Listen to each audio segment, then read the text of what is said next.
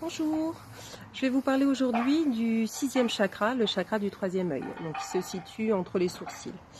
Ce chakra est lié à l'esprit, au 6e sens, un peu à nos capacités extrasensorielles. Il nous parle un peu de qui nous sommes. Alors la symbolique, sur l'arrière, il nous incite au lâcher prise, à suivre notre intuition, à vraiment se connaître. Ce qui va conditionner l'avant, donc nous donner plus de discernement, de lucidité, de nous inciter à nous prendre nos responsabilités, à avoir un esprit analytique sur différentes situations. Quand ce chakra est déséquilibré, alors quand il est suractif, on va être dans la rigidité mentale, le mysticisme, une grande peur de l'irrationnel, les addictions. On va avoir besoin de tout contrôler. Au contraire, quand il va être sous-actif, là par contre, on a un manque de lucidité. On est dans les ruminations, on n'arrive pas à faire la part des choses. Il y aura un manque de concentration, un manque de curiosité également.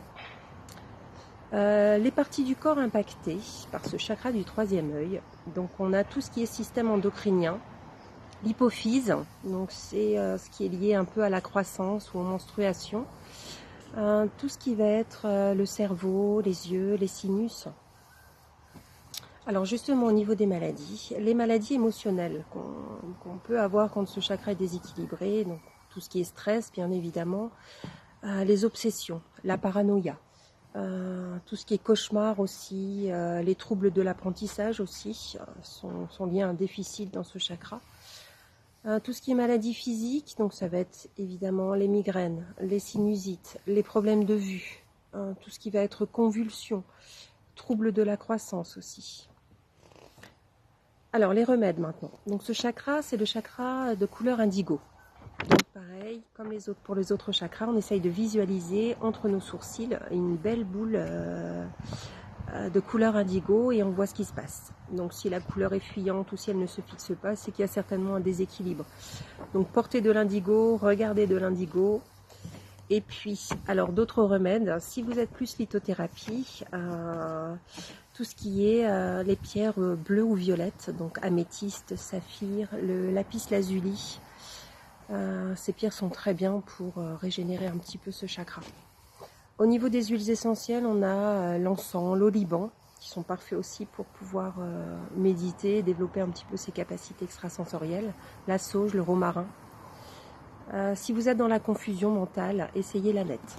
Toujours avec précaution, évidemment, puisque ça reste une huile essentielle.